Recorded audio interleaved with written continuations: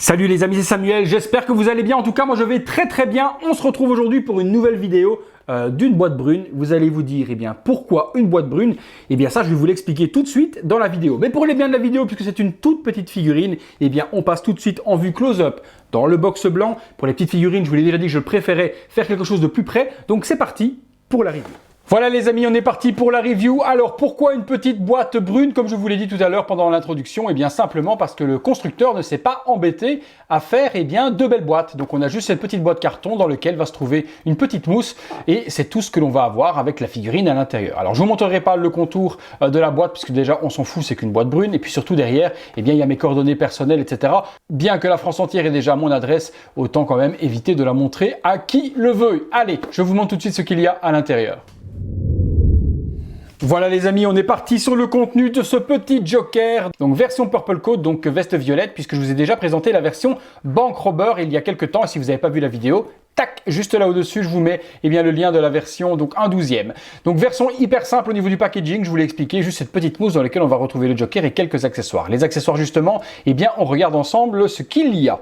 Alors, on est parti. Qu'est-ce qu'on a ici? On a le petit gun.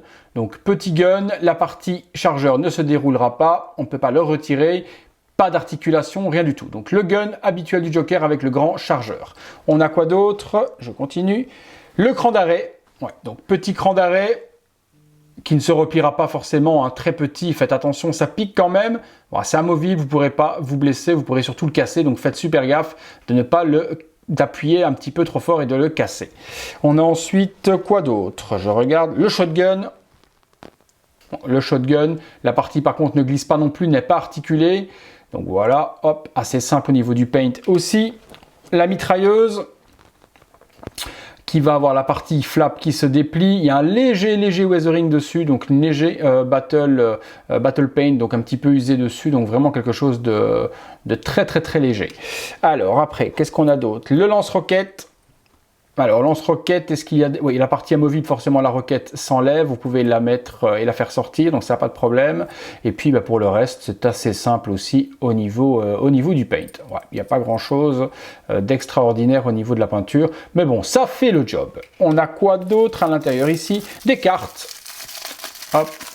Donc, une multitude de petites cartes avec des effigies du Joker, légèrement différentes les unes des autres, donc il y a quand même beaucoup de cartes. Il y a 4 mains au total, donc 2 mains comme celle-ci, qui permettent donc de tenir les cartes et de tenir le shotgun, le gun ou autre. Et puis on aura, je pense, strictement rien d'autre sur la figurine. Non, la figurine en elle-même, qu'on va ressortir tout de suite et qu'on va regarder et découvrir. J'enlève la petite mousse. Allez, c'est parti. Donc figurine du Joker, on a un super tailoring. Franchement, le pantalon est hyper fidèle au film. La petite chaînette, les chaussures sont plutôt bien réalisées également. On a la veste violette avec à l'intérieur donc la doublure orange. Alors ça c'est original, je ne sais pas si vous le voyez bien, mais la veste grise en fait n'est pas une veste grise complète. Elle est juste en fait cousue dans la doublure orange de la veste violette. Donc c'est plutôt bien fait et ingénieux pour la simple bonne raison que ça fait une épaisseur en moins. Donc ça fait pas épaisseur d'épaisseur et ça donne quelque chose d'assez fluide au niveau de la veste. Donc ça c'est très bien. Est-ce qu'ils ont fait le même sur la verte? Non, le gilet vert lui par contre est en une pièce complète, donc elle fait partie du costume, donc elle n'est pas cousue à l'intérieur, on a vraiment le costume complet. On a la chemise à l'intérieur, par contre la chemise est violette et je la voyais plus grise.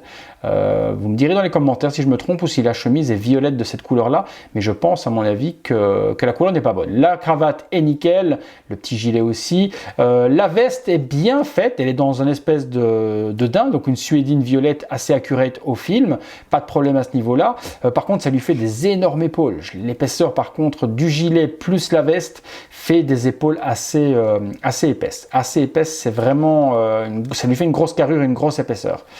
Mais bon, du 1/12e, je vous dis, c'est vraiment très petit, regardez par rapport à mes mains. C'est difficile déjà de faire des vrais vêtements d'autres marques ne s'y seraient pas aventurées et auraient fait tout en plastique sculpté. Donc cette petite marque a le mérite de le faire.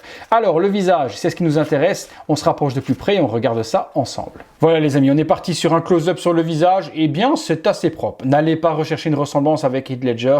On n'est pas sur de Hot Toys, on n'est pas sur du 1/6. Regardez mon pouce juste à côté de la tête. Mon pouce est juste limite 2 fois plus gros que la tête. Donc au niveau du réalisme et de la peinture pour quelque chose qui fait moins d'1 centimètre, c'est plutôt appréciable et plutôt bien géré. Les cicatrices sont bien gérées également dessus.